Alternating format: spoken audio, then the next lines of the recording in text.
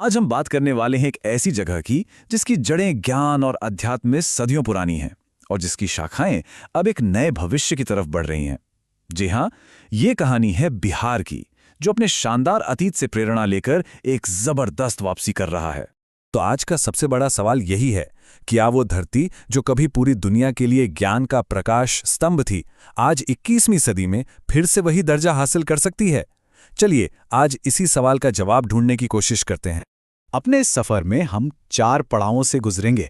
पहले समझेंगे कि बिहार को ज्ञान की भूमि क्यों कहा जाता है, फिर देखेंगे यहाँ के महान प्राचीन विश्वविद्यालयों को, इसके बाद बात करेंगे इसके आध्यात्मिक महत्व की, और आखिर में जानेंगे कि आज का बिहार कैसे एक नए दौर की शुरुआत कर रहा है।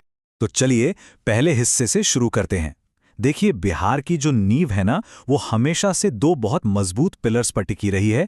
एक है शिक्षा और दूसरा है अध्यात्म। ये कोई मामूली बात नहीं है।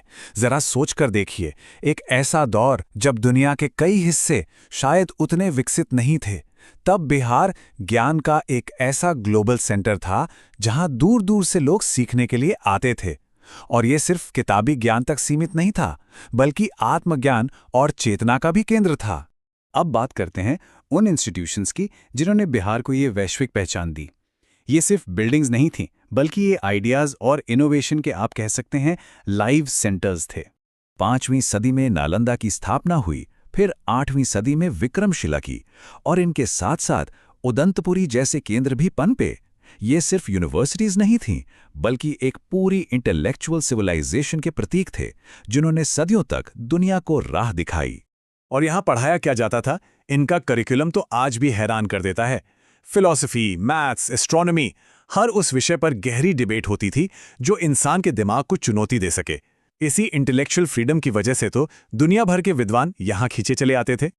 अच्छा, अब ज्ञान से थोड़ा अध्यात्म की ओर चलते हैं, क्योंकि बिहार की धरती सिर्फ बुद्धि के लिए ही नहीं, बल्कि आत्मा की शांति के लिए भी एक बहुत बड़ा केंद्र रही है।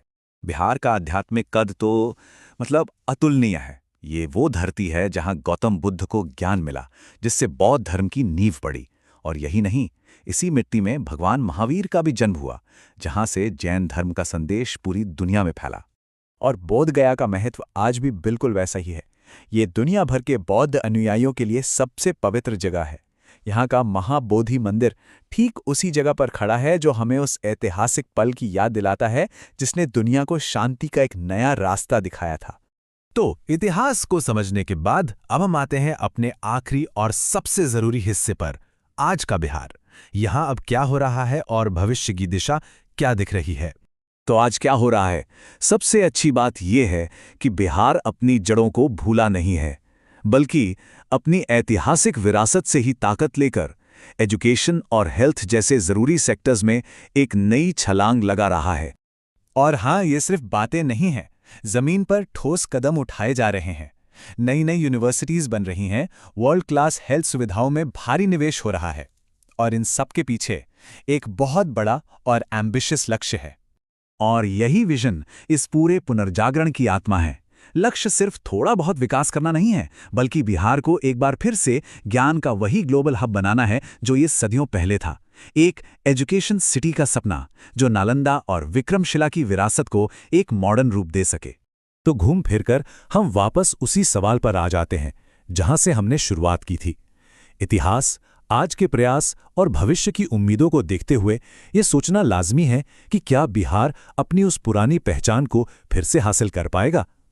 खैर, इसका जवाब तो वक्त ही देगा, लेकिन इतना तो तय है कि ये सफर शुरू हो चुका है।